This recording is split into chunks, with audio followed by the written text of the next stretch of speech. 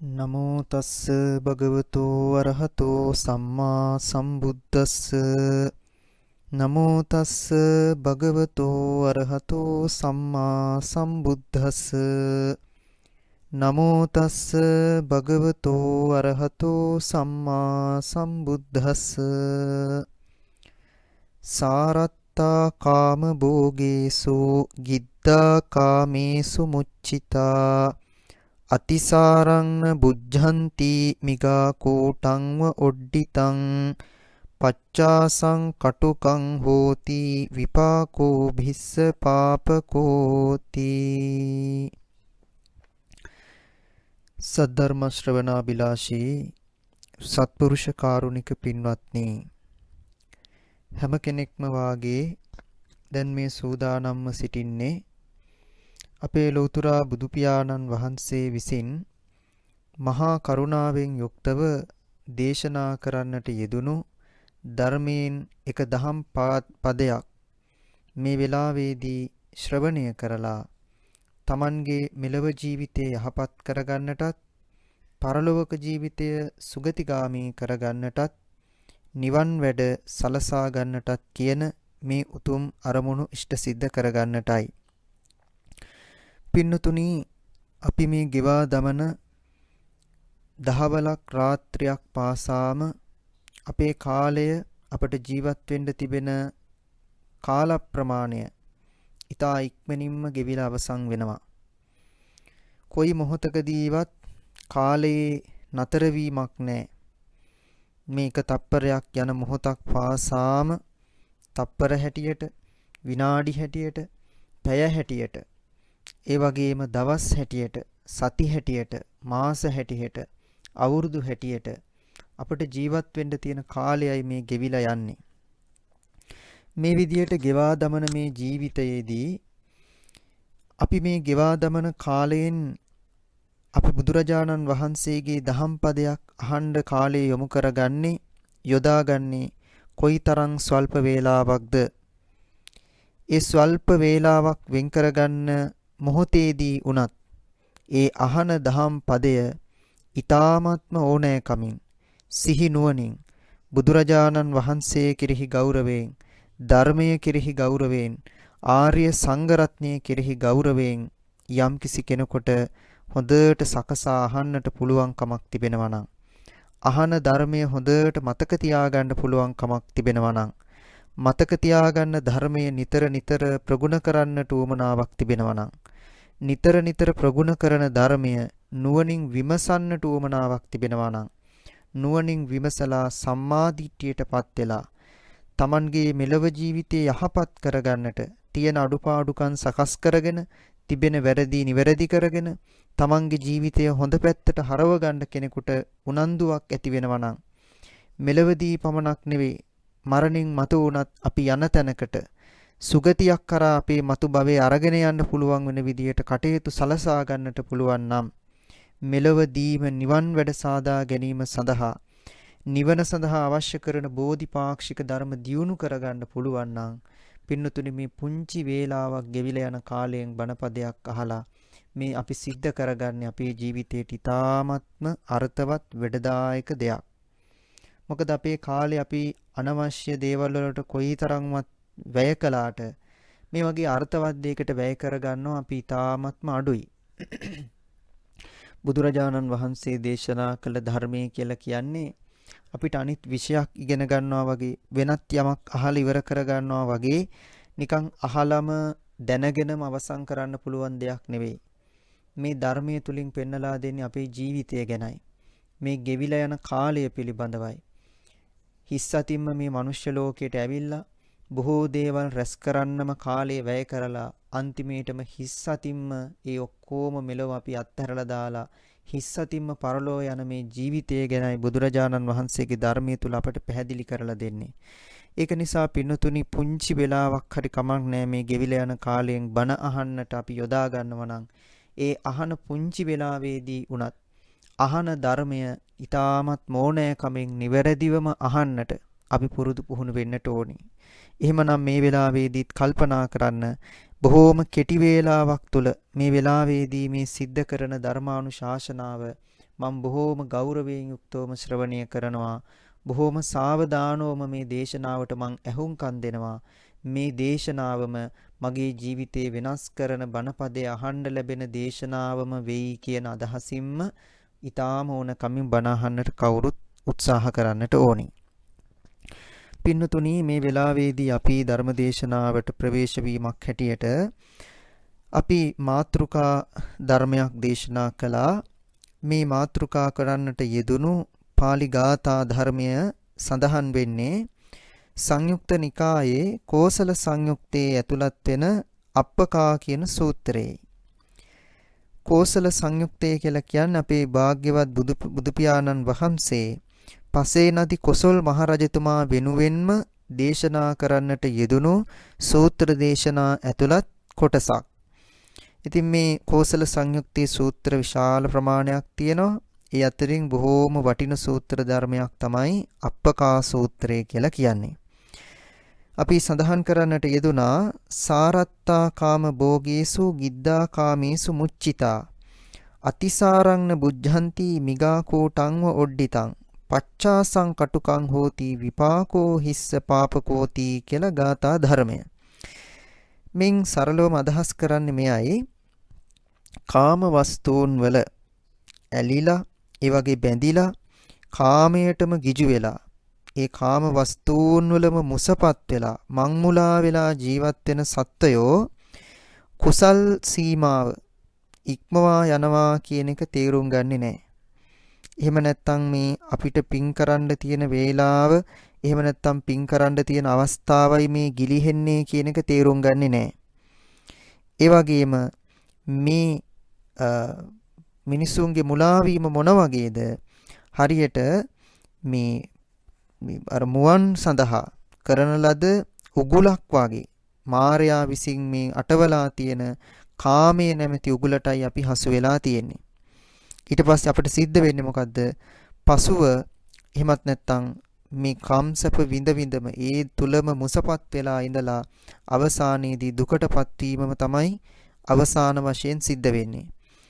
ඒ වගේම මේ කම්සප සම්පත් විඳලා ලබන්නා වූ යම්කිසි විපාකයක් තියෙනවා නම් ඒ විපාක හොඳයි කියන්න බෑ. ඒකාන්තයෙන් මේවා ලාමකයි, පහත්, සමහර වෙලාවට සතර අපායන් වල උපදින්න හේතු වෙන්නේ ඒ වින්දා වූ කාමුක ජීවිතයේ විපාකයි. එහෙනම් බුදුරජාණන් වහන්සේ මේ සූත්‍රයේදී පැහැදිලි කරලා දෙන්නේ කුමක්ද? අපිට ලැබිලා තියෙන යම්කිසි කාමුක වස්තුන් තිබෙනවා නම්, එහෙම නැත්නම් අපිට ලැබිලා තියෙන සම්පත් කියලා දෙයක් තිබෙනවා නම්, ආශාවන් කියන දේවල් අපිට මේ ලෝකේ තියෙනවා නම්, අපි ඒ දේවල් වලම මුසපත් වෙලා මුලා වෙලා ජීවත් වෙලා ඒවම විඳ කාලය ගත කරලා දැම්මොත් පින් කරන්න තියෙන මේ අවස්ථාව පින් කිරීමකට යොමු කරන්නේ නැතුව, ඒ ගැන හිතන්නේවත් නැතුව එහෙනම් මේ ජීවිතය ලෞකිකත්වයේ තුලම ආශාවන් තුලම ගිල්වාගෙන කටයුතු කළොත් ජීවත් වුවොත් අන්තිමේටම අර මේ මද්දකට හසුවන දැලකට හසු වෙලා යන මුවෙක් වගේ අවසානයේදී අපටත් මායාගේ දැලට කොටු වෙන්නට සිද්ධ වෙනවා කියන එකයි බුදුහාමුදුරුවෝ පැහැදිලි කරලා දුන්නේ. බුදුරජාණන් වහන්සේ මේ කාරණාව දේශනා කළේ එක් දවසක මේ පසේනදි කොසල් රජතුමා බුදුරජාණන් වහන්සේගේ ළඟට ආවම බුදුරජාණන් වහන්සේට මෙහෙම සැලකලා මයිහම් බන්තේ රහෝගතස්ස පටිසල්ලීනස්ස ඒවං චේතසෝ පරිවිතක්කෝ උදපාදී. ස්වාමීනි භාග්‍යවතුන් වහන්ස, මම හුදකලාවම තනියෙන් ඉන්නකොට මට මෙන්න මෙහෙම අදහසක් හිතුණා, මෙහෙම කල්පනාවක් ඇති වුණා. දැන් පින්නතුනි, අපිත් ඔය තනියෙන් ඉන්නකොට අපිටත් කොයිතරම්වත් දේවල් හිතෙනවනේ. සමහර අපේ සිතුවිලි වල ස්වභාවය තමයි ලෝභය කියන අකුසල මූලයත් එක්ක අපේ සිතුවිලි සකස් වුණොත් යම් කිසි ආශාවල් ඇති වෙන දේවල්ම තමයි අපිට හිතෙන්නේ. ලෝභ කමෙන්, තණ්හාවෙන්, මසුරු කමෙන් මම මගේ කියලා අල්ලගන්න ආත්මාර්ථකාමීවම තමන්ගේම දේවල් ඉටු කරගන්න ඕනි කියන දේවල් සමහර වෙලාවට අපිට හිතෙනවා. එහෙම නැත්නම් තරහව, වෛරය, ද්වේෂ සහගත මුලකින් ඇති වුණොත් අනිත් අයගෙන් තරහෙන් පරිගන්න විදිය, වෛර පිරිමහ ගන්න විදිය, අනිත් අයත් එක්ක තියෙන ගැටුම්, තරහ, ඒ වගේ දේවල් මතකෙට සිහියට එනවා.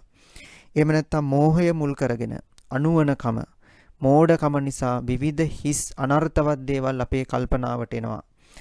එතකොට අපිටත් ওই තනියෙන් හුදකලාව ඉන්නකොට කොච්චරවත් දේවල් කල්පනා වෙනවා. සමහර වෙලාවට ඒ කල්පනා වෙන දේවල් කිසිම දෙයක් අපේ මෙලොව ජීවිතයට යහපතකට හේතු වෙන්නේ නැහැ. පරලොව සුගතියකට හේතු වෙන්නේ නැහැ. නිවනට හේතු වෙන්නේ නැහැ. කුසල ධර්මයන් වැඩි දියුණු කරගන්න අපට හේතු වෙන්නේ නැහැ. අකුසලයන් ප්‍රහාණය කරලා වැරදි හදාගෙන නිවැරදි කෙනෙක් වෙන්න ඕනි කියන තැනට ඒ සිතුවිලි සකස් වෙන්නේ නැහැ. ඒ කල්පනාවන් පහළ වෙන්නේ නැහැ. තව තවත් අකුසලයට නැඹුරු වෙනම පාපයටම යොමු වෙන සිතුවිලි තමයි වැඩි වශයෙන් බොහෝ දෙනෙකුට ඔය හුදකලාව තනියෙන් ඉන්නකොට කල්පනා වෙන්නෙම. සමහරු ජීවිතේට ඉටු වෙන්නේ නැති බලාපොරොත්තු ගැන හිතා තනියෙන් ඉන්නකොට කල්පනා කර ඉඳලා හරියට හීනයක් දැකලා නැගිට්ටා වගේ තේරුමක් නැති දේවල් ආශාවන් ගැනම හිතා ඉඳලා කාලේ නිකාං විනාශ කරලා දානවා. ඒක නිසා අපි හුදකලාව ඉන්නකොට උනත් තනියම ඉන්නකොට උනත් කල්පනා කරන්නට ඕනි අපිට වැඩදායක වෙන දෙයක්මයි. අර ප්‍රකට අදහසක් තියෙනවා පින්වත්නි, ඔබ යම්කිසි පිරිසක් එක්ක යම්කිසි මේ කණ්ඩායමක් එකට ඉන්නකොට ඔබ ඔබේ වචන ගැන සැලකිලිමත් වෙන්න. ඒ කියන්නේ ඔබේ කට පරිස්සම් කරගන්න. යම්කිසි කණ්ඩායමක් පිරිසක් සමූහයක් එක්ක අපි එකට ඉන්නකොට අපි හැම වෙලේම අපි සැලකිලිමත් වෙන්න ඕනේ අපේ වචන ගැන, අපේ කට ගැන. අපි මොනවද අනිත් අයට කියන්නේ කියන දේ ගැන. ඒ වගේම තමයි අපි හුදකලාව. අප තනියෙන් ඉන්නකොට අපි හැම වෙලේම පරිස්සම් කරගන්න ඕනේ අපේ සිතුවිලි. හුදකලාව තනියෙන් ඉන්නකොට අපට විවිධාකාරී සිතුවිලි අදහස් පහළ වෙන්න පටන් ගන්නවා. එතකොට මේ අදහස් වලදී හුදකලාව සාමාන්‍යයෙන් මේ කාමභෝගී ජීවිත ගත කරන අපිට වැඩි වශයෙන්ම පහළ වෙන්නේ නරක සිතුවිලි. නරක දේවල්ම තමයි හිතෙන්නේ. තනියෙන් ඉන්නකොට හිතිච්ච නරක දේවල් තමයි පහු වෙනකොට අපිට කරන්න හිතෙන්නේ, කියන්න හිතෙන්නේ. ඒක නිසා අපි හුදකලාව තනියෙන් ඉන්න හැම මොහොතකදීම අපේ සිතුවිලි පාලනය කරගන්න අපි පුරුදු වෙන්න ඕනේ. සිතුවිලි පාලනය කරගන්න පුරුදු වෙනවයි කියලා කියන්නේ කල්පනා කරන එක නතර කරනවයි කියන එකම නෙවෙයි. කල්පනා වෙන දේ හොඳ දෙයක් කල්පනා කරන්න අපි පුරුදු වෙන්න ඕනේ. එතකොට මේ කොසල් රජතුමාටත් හුදකලාව තනියෙන් ඉන්නකොට මෙහෙම කල්පනාවක් ඇති වුණා. මෙහෙම සිතුවිල්ලක් පහළ වුණා. මොකද්ද රජතුමාට තනියෙන් ඉන්නකොට පහළ වෙච්ච සිතුවිල්ල අප්පකාතේ සත්තා ලෝකස්මින් යේ උලාරේ භෝගේ ලබිත්වා න චේව මජ්ජන්ති. මේ ලෝකේ සමහර මිනිස්සු ඉන්නවා. ඒගොල්ලන්ට බොහෝම වටිනා කියන සැප සම්පත් ලැබිලා තියෙනවා. වස්තුව, ධනය ආදී වූ ලෞකික සැප සම්පත් ඕන තරම් ලැබිලා තියෙනවා. එතකොට මේ සැප සම්පත් ලැබිලා ඒගොල්ලන් ඒ දේවල් වල මත් වෙලාම තමයි සිටින්නේ. එහෙම නැතුව මේ ලෝකයේහි Tamanට වස්තුව ලැබිලා Tamanට විවිධ සම්පත් ලැබුණාට පස්සේ ඒ දේවල් වල මත් වෙනවයි කියලා එකක් හරි අඩුයි දකින්න ලැබෙනවා. යම් විදියකින් මේ ලෝකේ යම් කිසි කෙනෙකුට වටිනා සැප සම්පත් භෝග ලැබිලා යම් කිසි කෙනෙක් ඒ ලැබිච්ච සැප සම්පත් වස්තුව කෙරෙහි මත්වීමකටපත් වෙන්නේ නැතුව, මුලාවකටපත් වෙන්නේ නැතුව, මදයකටපත් වෙන්නේ නැතුව ඉන්නවද? ඒ වගේම තමන්ගේ කාලය නිස්කාරණේ ඒ කාම වස්තුන්ම විඳින්න, එහෙම නැත්නම් අකුසලයේම ගෙලිලා ඉන්න වෙන් කරන්නේ නැතුව කුසල ධර්මයන් කරලා, පින් කටයුතු කරලා, යහපත් දේවල් කරලා තමන්ගේ ජීවිතය යහපතට යොමු කරගන්නට පමා නොවි ක්‍රියා කරනවද? ඒ වගේම ලැබිලා තියෙන මේ කාම වස්තුන් ගැන ගිජු බවක්, ලොල් බවක්, ඒ වගේම ඇදිලා බැඳිලා ජීවත් වෙන්න කල්පනා නොකර ඉන්නවද යම් කිසි කෙනෙක්? ඒ වගේම අනිත් සත්වයන් කෙරෙහි වරදවා වටහා ගන්නේ නැතිව අනිත් අයට හිංසාවක් විපතක් කරන්න ඕනි කියලා හිතන්නේ නැතිව අනිත් අයට සිතුවිල්ලකින්වත් අයහපතක් ප්‍රාර්ථනා නොකර ඉන්නවද? මෙන්න මේ වගේ අය මේ ලෝකේ ඊටාම ස්වල්පයි කියලා රජුරවන්ට කල්පනාවක් ඇති වුණා. ඇත්තනේ පිටනොත්නි දැන් මේ ලෝකයේ ගත්තොත් වැඩිපුරම ධනෙ තියෙන, වස්තුව තියෙන, සැප සම්පත් තියෙන අය ගත්තොත් එබඳු අයගේ ස්වභාවය තමයි Tamanට තියෙන සැප සම්පත් වල වස්තුවේහි බොහෝමත්ම ලොල් වෙලා, මත් වෙලා, මදයටපත් වෙලා, මම මේ වගේ කෙනෙක්ගේ අනිත් අය මෙහෙමය කියලා මානෙටපත් වෙලා ඒ වස්තුන් වල ඇලිලා ගැලිලාමයි ජීවත් වෙන්නේ වැඩි දෙනෙක්. ඒගොල්ලන් වැඩිපුරම ලෞකිකත්වය මත එහෙම නැත්නම් ආශාවන් කෙලෙස් ධර්ම වැඩි දියුණු කරන දේවල් වලමයි ඒගොල්ලන් බැඳිලා ජීවත් වෙන්නේ. කෙලෙස් තවන වීරයක් ඒගොල්ලන් තුල දකින්න ලැබෙනවා අඩුයි. ඒ වගේම ලැබිලා තියෙන ඒ සැප සම්පත් වස්තුව කෙරෙහි ගිජු වෙලා කවදාවත් ඒවා දාලා යන්නේ නැති අය වගේ තමයි සමහර අය ජීවත් වෙන්නේ. ඒ වගේම තමන්ගේ වස්තුවට තමන්ගේ මේ තියෙන ලැබීම් වලට යම්කිසි කෙනෙක් පුංචි දෙයකින් හරි විරුද්ධව ඉන්නවා නම් එබඳු අය කෙරෙහි දැඩි ද්වේෂ සහගතව ගැටීමකින්මයි ජීවත් වෙන්නේ. එහෙම නැතුව පිරිසක් ඉන්නවා නම් ඇත්තටම එබඳු අය මේ ලෝකේ හරීම දුර්ලභයි කියලා රජුරවන්ට හිතුණා. ඒ වගේම තමයි යම්කිසි කෙනෙක් මේ ලෝකෙහි සැප සම්පත් වස්තුව ධනෙ ලබලා ඒ වගේම මත් වෙලා ප්‍රමාදයටපත් වෙලා කවදාවත් මැරෙන්නේ නැහැ. මේවා මං සදාකාලිකවම ලැබිච්ච දේවල් කියලා ලැබිච්ච දේවල් වලම ගිජු වෙලා අනිත් සත්වයන් කෙරෙහිත් වරදවා පිළිපදිමින් ජීවත් වෙනවා නම් එබඳු මිනිස්සු තමයි මේ ලෝකේ බහුලවම දකින්න ලැබෙන්නේ. දැන් මෙහෙම සිතුවිල්ලක් තනියම ඉන්නකොට කොසල් රජතුමාට හිතුණා. මේ ලෝකේ වැඩිපුරම ඉන්නේ බලනකොට මෙන්න මේ වගේ මිනිස්සු. මේ වගේ යහපත් මිනිස්සු ලෝකේ බොහොම අඩුයි. ඉතින් මේ කාරණාව බුදුරජාණන් වහන්සේට කිව්වම බුදුරජාණන් වහන්සේ කිව්වා මහරජතුමනි ඒ කාරණාව එහෙමම තමයි. ඔය කියපු කාරණාව සත්‍යක්මයි. එහි කිසිම වරදක් ඇත්තේ නැහැ. මේ ලෝකයේහි යම් කිසි ධනයක් වස්තුවක් සම්පතක් ලබලා ඒ ලැබිච්ච සැප සම්පත් වස්තුව කෙරෙහි මදයකටපත් වෙන්නේ නැතුව මත් වෙන්නේ නැතුව මානෙකටපත් වෙන්නේ නැතුව ඒ වගේම ප්‍රමාදයටපත් වෙන්නේ නැතුව අප්‍රමාදීව ඒ වගේම ලැබිලා තියෙන වස්තුන් වල කාමේහි ගිජු බවටපත් වෙන්නේ නැතිව අනිත් සත්වයන් කෙරෙහිත් වෛරයක් තරහක් වරදවා පිළිපැදීමක් නැතුව ඉන්න පිරිසක් ඉන්නවනම් ඒබඳු අය ස්වල්පයක්මයි. ඒ වගේම තමයි ලැබිච්ච වස්තුව ධනය සැප සම්පත නරකෙටම ඇදිලා යන්න පාවිච්චි කරමින් ඒ වස්තුවේම ගිජු බවටපත් වෙලා අන්‍ය සත්වයන් කෙරෙහිත් විවිධ උපද්‍රව හිංසා කරමින් ජීවත් වෙන ලැබුණු ධනය නරකයට යොමු කරගත්ත පිරිසක් ඉන්නවා නම් ඒබඳු පිරිසම තමයි මේ ලෝකේ වැඩි වශයෙන්ම දකින්න ලැබෙන්නේ. එතකොට බුදුරජාණන් වහන්සේ මේ කාරණාව අනුමත කරලා රජතුමාට පහළ වෙච්ච සිතුවිල්ල ඒ කාරණාව එහෙමමයි කියලා තමයි අර ගාථාව සඳහන් කරමින් කිව්වේ. යම් කිසි කෙනෙකුට මේ සැප සම්පත් කියන වස්තුව කියන දේවල් ලැබිලා ධනය කියන දේවල් ලැබිලා ඒ ලැබිච්ච වස්තුවේහි ඒ ලැබිච්ච කාමයන්හි ගිජු වෙලා මුසපත් වෙලා මේ පින් කරන්න ඕනි වෙලාවයි මගෙන් ගිලිහිලා යන්නේ කියන දෙයක් ගැනවත් හිතන්නේ නැතුව යම් කිසි කෙනෙක් ලැබිච්ච වස්තුව නිසාම තව තවත් අකුසලයටම බර වෙලා තව තවත් කෙලෙස් මේ වැඩි දියුණු කරන දේවල් වලටම යොමු වෙලා පාපී සිතුවිලි වලටම යොමු වෙලා යම් කිසි කෙනෙක් කටයුතු කරනවද එබඳු අය හරියට මද්දකට උගුලකට හසු වෙන මුවෙක් වගේ අවසානයේදී මාරයාගේ ළඟට ගොදුරු වෙනවයි කියලා කිව්වා. එහෙම මාර පායාසයටපත් වෙන කෙනා අවසානයේදී මොකද වෙන්නේ? අන්තිම වශයෙන් පශ්චාත්තාපයටපත් වෙන්නට සිද්ධ වෙනවා. පච්චාසං කටුකං හෝති. අන්තිමේදී Tamanටම පසුතැවෙන්න සිද්ධ වෙනවා. මට මෙච්චර ධනෙ තිබ්බා, මට මෙච්චර වස්තුව තිබ්බා, මට මෙච්චර දේවල් තිබුණා. නමුත් මගේ ජීවිතේට වැඩදායක දෙයක් හැටියට මම මොනවද කළේ? දැන් මගේ කාලේ මගේ ජීවිතය ගෙවිලා යනවා. මට ලෙඩ දුක් හැදිලා තියෙනවා. මගේ මේ ශරීරය දැන් ජරාවටපත් වෙලා තියෙනවා. සමහර වෙලාවට එක තැන් වෙලා ඉන්නකොට තමයි මෙහෙම සිතුවිලි පහළ වෙන්නේ.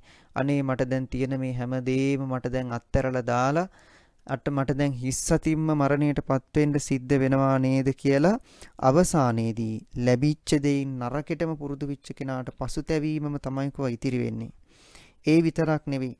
එහෙම ලැබිච්ච වස්තුවෙන් සම්පත්තියෙන් නරක දේවල් කරලා නරකෙටම ඇදිලා ඉන්න කෙනාට මරණින් මතුවේ කරගත් අකුසල කර්ම නිසාම ගිහින් දුගතිවලම තමයි උප්පත්තිය ලබන්නටත් සිද්ධ වෙනවාය කියලා සඳහන් කළේ. එහෙමනම් මේ අප්පකා කියන සූත්‍රයෙන් පින්වත්නි ඔන්න අපේ ජීවිතයට හිතනද අපේ ජීවිතය හොඳ පැත්තට යොමු කරගන්න ඊටාම වැදගත් කාරණාවකුයි බුදුරජාණන් වහන්සේ මේ සිහිගැන්වුවේ. අපේ ජීවිතේ පෙර කළා වූ යම්කිසි කුසල කර්මයක් නිසා පෙර දීලා තියෙන දානවල කුසල විපාක නිසා මේ ජීවිතයේදී යම්කිසි සැප සම්පත් ලැබීම අපට ඕනෑ තරම් තියනවා වෙන්න පුළුවන්. මේ ලෝකේ කොයි තරම්වත් අය හරියට ආහාර පානයක් නැතුව ඉද්දී අපට ඇති තරම් අපි කැමති විදිහට ආහාර පාන භුක්ති විඳින්න පුළුවන් ධනයක් අපට ලැබිලා තියනවා වෙන්න පුළුවන්. එහෙම සම්පත් අපට තියනවා වෙන්න පුළුවන්. ඒ වගේම මේ ලෝකේ සමහර අය ඉන්නවා ඇඟට හරියට වස්ත්‍රයක් නැහැ, අඳින්න දෙයක් නැහැ. එහෙම අය ඕනෑ තරම් මේ ලෝකේ ඉඳද්දී අපට කැමති විදිහට ඕනෑ විදිහට අඳින්න පළඳින්න පුළුවන් වස්ත්‍රාභරණ ලබා ගන්න පුළුවන් සම්පතක් ධනයක් වස්තුවක් අපට තියනවා වෙන්න පුළුවන්. ඒ වගේම මේ ලෝකේ සමහර අය ඉන්නවා Tamanටම කියලා ඉන්න හිටින්න තැනක් නැහැ. හරියට ගෙයක් දොරක් නැහැ. නමුත් අපට කැමති විදිහට මාලිගා වගේ ගෙවල් දොරවල් හදාගෙන අනිත් අය කොයි විදිහට හිටියත් අපට රජෙක් වගේ ඉන්න පුළුවන් මහා මන්දිර හදාගෙන ජීවත් වෙන්න පුළුවන් ධනස්කන්ධයක් වස්තුවක් සම්පතක් අපට ලැබිලා තියෙනවා වෙන්න පුළුවන්. ඒ වගේම මේ ලෝකේ බෙහෙතක් හේතක් හරියට ගන්න බැරිව අසරණ වෙලා ඕනෑ තරම් අය ඉඳද්දී පෞද්ගලික රෝහල් වලට ගිහිල්ලා ලක්ෂ ගණන් මිලියන ගණන් වියදම් කරලා බෙහෙත් හේත් අරගෙන ලෝකේ ඕනෑම තැනකට ගිහිල්ලා වුණත් ප්‍රතිකාර ලබා ගන්න පුළුවන් ධනස්කන්ධයක් වස්තුවක් සම්පතක් අපට ලැබිලා තියෙනවා වෙන්න පුළුවන්. මේ විදියට සැප සම්පත් අපට ලැබිලා තියෙද්දී ඒ ලැබිලා තියෙන වස්තුව ඒ සම්පත්තිය පින්වත්නි අපිට පෙර කරපු පින් බලයක් නිසාම තමයි ලැබිලා තියෙන්නේ. පෙර සසරේදී අපි දන් දීලා තියෙනවා. ඒ වගේම දුන්න දේ බොහොම හිත සිතින්ම ඒ වගේම ප්‍රසන්න සිතින්ම හොඳ අවංක චේතනාවෙන්ම දීලා තියෙනවා. ඒකයි අපට වටිනා මහේශාක්‍ය සම්පත් මේ ජීවිතේදී ලැබිලා තියෙන්නේ. එතකොට පෙර කරපු පින් නිසා ලැබපු මේ ධනස්කන්ධය මේ වස්තුව මේ සම්පත්තිය මේ ජීවිතේදී අපේ විනාශය පිණිස අපි යොදාගත්තොත් ඒක කොයිතරම් කෙනෙකුට මහා හානියක්ද? දැන් අපි මේ බුද්ධෝත්පාද කාලයක දුර්ලභ මනුෂ්‍ය ජීවිතයක් ලබලා ඊටාම වටින ඊටාම පුණ්‍යවන්ත ජීවිතයි මේ ගත කරගෙන යන්නේ. මේ ලැබිච්ලා තියෙන අවස්ථාව පින්වත්නි මෙත්පමණයි කියලා කියන්න බැරි තරම් මහා දුර්ලභ වටින අවස්ථාවක්. බුදුරජාණන් වහන්සේම අර කන කැස්බෑ උපමාවක් සිද්ධ කරමින් දේශනා කරමින් පැහැදිලි කරලා දුන්නා. මනුෂ්‍ය ජීවිතයක් ලබන එක කොයි තරම්නම් දුර්ලභ දෙයක්ද මේ වගේ කාලයක. බුදුරජාණන් වහන්සේගේ ධර්මයේ ලෝකේ තියෙනවා. ඒ වගේම ක්ෂණ සම්පත්තිය සහිතවයි අපි උප්පත්තිය ලැබලා තියෙන්නේ. මනුෂ්‍ය ජීවිතයේ ලැබිලා සද්ධර්මයේ අසුරු නිසුරු කරන්න ලැබිලා ඒ කියන්නේ බණ පදයක් ඇහෙන තැනක ඉපදිලා ඉන්නවා. ඉතින් මේ විදියට ලැබපු ජීවිතය බුදුරජාණන් වහන්සේ උපමා කළා කන කැස්බෑවෙක් අර වසර 100කට සැරයක් ගොඩට ඇවිල්ලත් වියසිදුරකින් අහස දකින්න එක සිදුවිය හැකි දෙයක්. ඊටත් වඩා දුර්ලභම දෙයක් තමයි මේ වගේ මනුෂ්‍ය ජීවිතයක් ලැබිලා තියෙන එක කියලා. ඇයි පින්නතුනි මේ වගේ කාලෙක මනුෂ්‍ය ජීවිතයක් ලැබපු අයට තමයි මහා පින් කරන්න පුළුවන්කමක් ලැබෙන්නේ. සමහර වෙලාවට අපිට මේ පින් කරන්න ලැබිලා තියෙන අවස්ථාව නිසා අපිට ඒකේ වටිනාකමක් නැති වෙනවා වෙන්න පුළුවන්. අපිට හිතෙනවා වෙන්න පුළුවන් මේ පින්කම් අපි කොච්චර මේ පහසුවෙන් සරලව කරනවද ඔවා මහා ලොකු දේවල්ද කියලා. ඒ අපිට එහෙම හිතෙන්නේ අපි මේ ලබලා තියෙන සම්පතේ වටිනාකම අපට නොතේරෙන නිසායි. මේ ලෝකයේ සමහර කාලවල තියෙනවා පින්නතුනි දහම් පදයක් ඇහෙන්නේ නැහැ. ධර්මය අධර්මය කියලා එකක් ලෝකේ නැහැ. හරියට අර තිරිසන් සත්තු ජීවත් වෙන ලෝකයේ වගේ මේක හොඳ දේය මේක නරක දේය කියලා ධර්මයක් අධර්මයක් නැහැ. සමහර වෙලාවට තමන් මනුෂ්‍යාත්මයක් ලැබලා හිටියට තිරිසන් සත්තු වගේ තමයි එක කාලෙක මිනිස්සු ජීවත් වෙන්නේ. සුචරිතභාවයක් නැහැ. මනුෂ්‍ය කියන උතුම් ගුණාංග මිනිස්සු තුල දකින්න ලැබෙන්නේ නැහැ. නමුත් දැන් කාලේ වෙනකොට මිනිස්සු අනිත් සියලුම තිරිසන් සත්තු ආදීන්ට වඩා විශේෂ වෙලා තියන්නේ මිනිස්සුන්ට ලෝකේ ධර්මය කියලා එකක් තියෙනවා. ඒ කියන්නේ හොඳ දේවල් කියලා යහපත කියලා දෙයක් අපි දන්නවා. ඒ වගේම නරකය දුසිරිතය කියලා දෙයක් ලෝකේ තියෙනවා කියලා අපි දන්නවා. එහෙම ධර්මයක් ලෝකේ තියෙන හින්දා තමයි අපි දැන් හොඳ ශිෂ්ටයෝ හැටියට ජීවත් වෙන්නේ. එතකොට එහෙම ජීවත් වෙන අපට මේ කාලේ මේ ස්වාභාවිකවම වගේ ලැබිලා තියෙන දෙයක් තමයි නරක දේවල් වලින් ඈත් වෙලා ඉන්න පුළුවන්කම අපට ලැබිලා තියෙනවා. දැන් අපි දන්නවා ප්‍රාණඝාතය වගේ අකුසලයක් කරන එක නරකයි. එතකොට ඒබඳු සිතුවිල්ලක් අපේ හිතේ පහළ වුණත් ඒබඳු දෙයක් නොකර ඉන්න ඕනෑ තරම් හේතු අපට සමාජය ඇතුළෙම තියෙනවා. සොරකම කියන එක කොයිතරම් නරක එකක් වුණත් අපට කරන්න අදහසක් එහෙම එකක් ආවත් ඒ සොරකම නොකර ඉන්න ඕනෑ තරම් හේතු සමාජය තුලම තියෙනවා. කාම මිත්‍යාචාරයේ අපට යෙදෙන්න උවමනාව තිබ්බත් එහෙම අපි නොයෙදීම සිටීමට හේතු ඕනෑ තරම් මේ සමාජය තුලින් අපට තියෙනවා. ඒ මොකද ධර්මයක් මේ සමාජයේ මේ ලෝකයේ තියෙන හින්දායි. ධර්මයේ මේ ලෝකයේ නැත්තම් එහෙම ප්‍රාණඝාතක නොකරින්න ඕනි, සොරකම නොකරින්න ඕනි, කාම මිත්‍යාචාරය නොකරින්න ඕනි කියලා අදහසක් සිතවිල්ලක් පහළ වෙන්නේ නැහැ. එතකොට මේ වැරදි වලින් අපි ස්වාභාවිකවම වගේ ඈත් වෙලා ඉන්න තරමටම අපිට මහා පිං රැස් වෙනවා. මතු මේ සංසාර ගමනේදී සමහර වෙලාවට අපට ආයෙත් කල්ප ගානකට මේ මනුෂ්‍ය ජීවිතයට එන්න බැරි වෙයි. අපි සමහර විට කරගන්න අකුසල කර්මත් එක්ක සමහර විට මේ තිරිසන් අපාය වගේ තැනකට යනවා වෙන්න පුළුවන්. හැබැයි ඒ කොහේ ගියත් මේ කාලයේදී මේ කරගන්න පින්වල විපාක අපට මේ සසරේ බොහෝ කාලයක් විපාක විඳින්න හේතු වෙනවා. බලන්න බුදුරජාණන් වහන්සේ සමහර කුසල කර්මවල විපාක පෙන්නලා දෙනවා හරිම ගැඹුරු විදිහට. නේද? දැන් බුදුරජාණන් වහන්සේ වේලාම සූත්‍රයේදී පැහැදිලි කළා යම්කිසි කෙනෙක් සුවඳවත් දෙයක් නාසය ළඟ තියලා ඉඹින තරම් පුංචි වේලාවක් නමුත් තව කෙනෙක් සුවපත් වේවා උපද්‍රවයක් නොවේවා කියලා මෛත්‍රී සිතවිල්ලක් පහළ වුණොත් ඒ කෙනාට මහා විශාල පුණ්‍ය ශක්තියක් කුසල ශක්තියක් රැස් වෙනවායි කියලා කිව්වා. ජීවමාන බුදුරජාණන් වහන්සේ ඇතුළු මහා සංඝයා එක පෙළට තියලා දන් දෙනවට වඩා කුසල ශක්තියක් පුණ්‍ය ශක්තියක් ඒ චූටි මෛත්‍රී සිතුවිල්ල ඇතුලේ තියෙනවායි කියලා බුදුරජාණන් වහන්සේ පැහැදිලි කළා. ඒ වගේම යම්කිසි කෙනෙක් මේ ඇසිල්ලකට අචින්තීය ගුණ ඇති බුදුරජාණන් වහන්සේ ගැන හිතේ පැහැදීම ඇති කරගෙන බුද්ධානුස්සතියක් බුදුගුණ මෙනෙහි කිරීමක් කරනවා නම් එබඳු කෙනාටත් අචින්තීය විපාක මේ සසරේදී ලැබෙනවායි කියලා කිව්වා. එතකොට මේ වගේ මහා පිං කරගන්න එහෙම නැත්නම් පුණ්‍ය නිදාන තැම්පත් කරගන්න මේ සසර ගමනට මතුවට අපට සැප විපාක ලබා දෙන බොහෝ විපාක රැස් කරගන්න ලැබිලා තියෙන මේ ලැබපු මනුෂ්‍ය ජීවිතය නිසායි. විශේෂයෙන්ම මේ ධර්මයේ ලෝකයේ තියෙන කාලයක ධර්මයේ ඇහෙන තැනක ෂණ සම්පත්තිය සහිතවම මේ උප්පත්තිය ලැබලා තියෙන නිසායි අවස්ථාව ලැබිලා තියෙන්නේ. එහෙමනම් පින්නතුනි අපි කල්පනා කරන්නට ඕනි හැම මොහොතකදීම මේ ලැබිලා තියෙන අවස්ථාව බොහෝම දුර්ලභ අවස්ථාවක්මයි අපිට මේ ලැබිලා තියෙන්නේ. ඒක නිසා අපි මේ ගෙවලා දාන ජීවිතයේ නිස්කාරණේ ප්‍රයෝජනයකට නැති දේවල් කරමින් අනර්ථවත් දේවල් කරමින් කෙලෙස් වැඩි වෙන දේවල් වලම යෙදෙමින් පවටම නැඹුරු වෙමින් අපි මේ ගෙවලා දාන කාලය ඊ타ත්ම අපරාධයක් අපි අපේ ජීවිතයේ සම්බන්ධව කරන්නේ.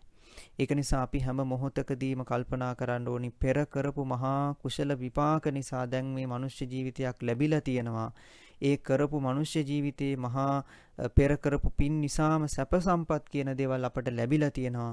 පෙර කරපු පින් නිසාම ලැබපු මේ සම්පත්තිය මේ වගේ දුර්ලභ කාලයකම දුර්ලභ සම්පත්තියක් හැටියටම ලැබපු මේ මනුෂ්‍ය ජීවිතයේදී අපි නරකක් ඇති වෙන විදිහට පාවිච්චි කරන්න හොඳ නෑ කියන එක හොඳින්ම තදින්ම අපේ හිතට අපි ඇති කරගන්න ඕනි.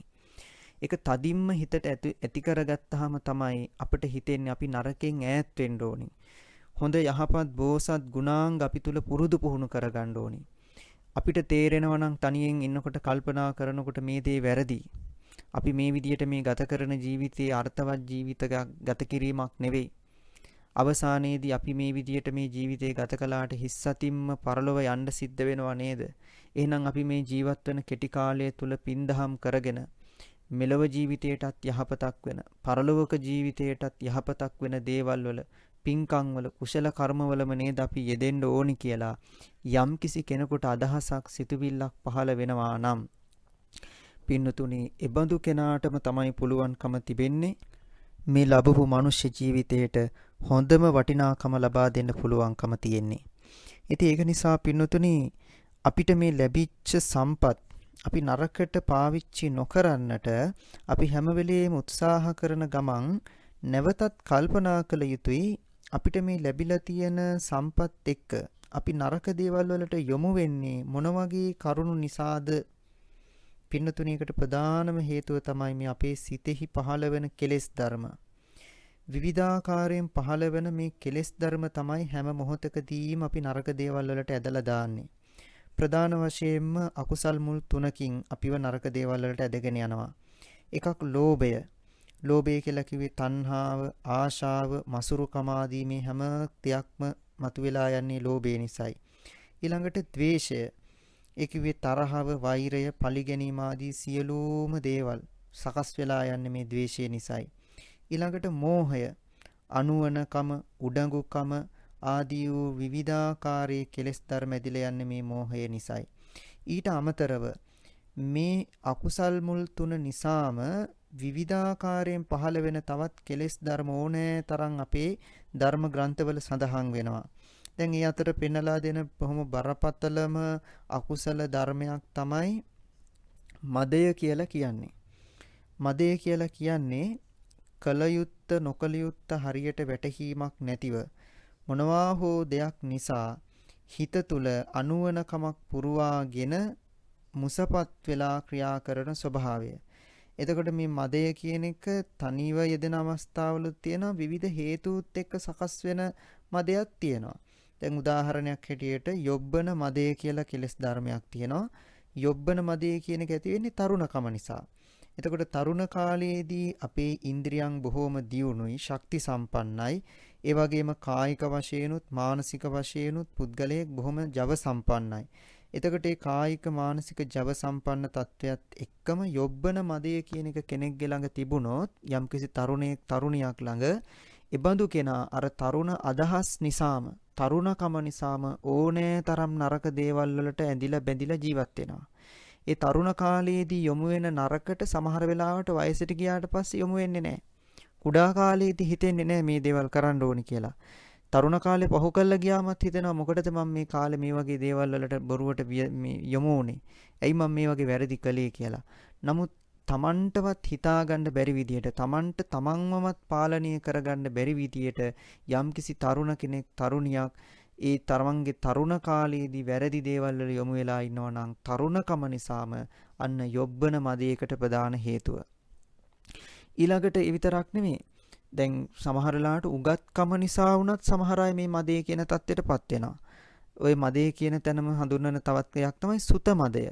සුත මද කියලා කියන්නේ බහුශ්‍රුතයි. තමන් හැම දෙයක්ම දන්නවා, අනිත් අය දන්නේ නැහැ. මම දන්න දේවල්, මට තේරෙන දේවල් අනිත් අයට තේරෙන්නේ නැහැ, වැටහෙන්නේ නැහැ. මමම උගත් කෙනාය, මමම සියල්ලක්ම දන්න කෙනාය කියන මදයටපත් වෙන අයත් ඉන්නවා. මත්වීමටපත් වෙච්ච අයත් ඉන්නවා. ඒක නිසා එබඳු කෙනාටත් කලයුත්ත නොකලයුත්ත හරියට තේරෙන්නේ නැහැ. තමන්වම උසස් කරගෙන අනිත් අයව පහත් කොට සලකමින් එයා ක්‍රියා කරනවා, කටයුතු කරනවා, නරක දේවල් වලට යොමු වෙනවා. ඒ මේ විදිහට මදයේ විවිධාකාරයේ ස්වභාවයන් අරගෙන අපේ අතුලාන්තයේ පහළ වෙනවා. ඊළඟට මානය. මානය කියලා කියන්නේ එක්ක තමන් උසස් කරගෙන අනිත් අයට පහත් කරගෙන අනිත් අයට හිංසා උපද්‍රව කරගෙන යට කරගෙන කටයුතු කරන ස්වභාවය. එහෙම නැත්නම් සදිසමාන කියන විදිහට අන් අය හා සමග එකට සංසන්දනය වෙමින් ඔවුන් එක්ක ගැටෙමින් ඔවුන් එක්ක මතවාද වශයෙන් විවිධාකාරයෙන් ගැටීමෙන්ම ජීවත් වෙන ස්වභාවය ඇති වෙනවා මේ සදිසමාන කියන ස්වභාවයටපත් වෙනකොට. එහෙමත් නැත්නම් හීනමාන කියන විදිහට තමන් පහත් බවටපත් වෙලා තියන අයට තමන්ට වඩා උසස්ය කියන අය කෙරෙහි ඊර්ෂ්‍යාව, වෛරය ඇති කරගෙන කටයුතු කරනවා.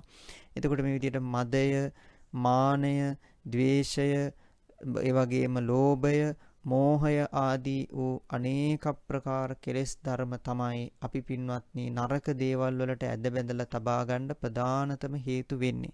එහෙනම් ඔන්න අපි තේරුම් ගන්න ඕනි අපේ මේ තරුණ කාලේ, අපේ මේ මහලු කාලය, ළමා කාලය කියලා වෙනසක් නැතුව අපේ මේ සමස්ත ජීවිතේම ලැබිලා තියෙන යම්කිසි සම්පතක් නිසා නරක දේවල් වලටම යොමු කරගන්නවා නම්, යොමු වෙලා තියෙනවා නම් ඒකට ප්‍රධානම හේතුව වෙන්නේ මේ කෙලෙස් ධර්ම වලට ගොදුරු වෙලා අපි ජීවත් වෙන එකයි.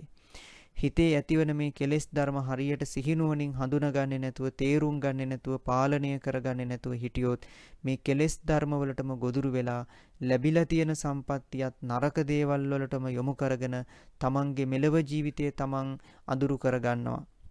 අයහපත් දේවල් තමන්ගේ මෙලව ජීවිතයට ඇතුළත් කරගන්නවා. ඒ වගේ මේ කරගන්න අයහපත නරක නිසාම පරලෝක ජීවිතයේ දුගතීන් වලටපත් වෙනවා. එබඳු කෙනා නිර්වාණයෙන් තව තවත් ඈතට යනවා කියන එකදු බණ පදයක්වත් දහම් පදයක්වත් නොවැටහෙන තරමටම අනුවණයෙක් බවට පත් වෙලා, අඥාන කෙනෙක් බවට පත් වෙලා, තව තවත් පාපයට මැදිලා යන කෙනෙක් බවට පත් වෙනවා.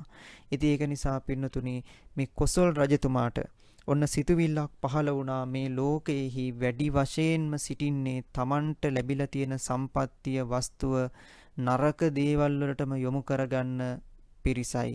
මේ ලෝකේ බොහොම ස්වල්ප දෙනයි සිටින්නේ Tamanට ලැබිලා තියෙන වස්තුව ධනය යහපත් දේවල් වලට යොමු කරගෙන එයින් මදයකටපත් වෙන්නේ නැතුව මත් වෙන්නේ නැතුව උමතුවටපත් වෙන්නේ නැතුව ලැබිලා තියෙන සම්පත්තිය සිහිනුවණින් පරිභෝග කරන අය මේ ලෝකේ ඉන්නේ ස්වල්ප දෙනෙක්මයි කියන එක කොසල් රජතුමාට හුදකලාව ඉන්නකොට වැටහුණා. එහෙමනම් පින්නොත්නි අපේ ජීවිතයේ පැත්තට හැරිලා බලලා නැවතත් කර තේරුම් ගන්නට උත්සාහ කරමු.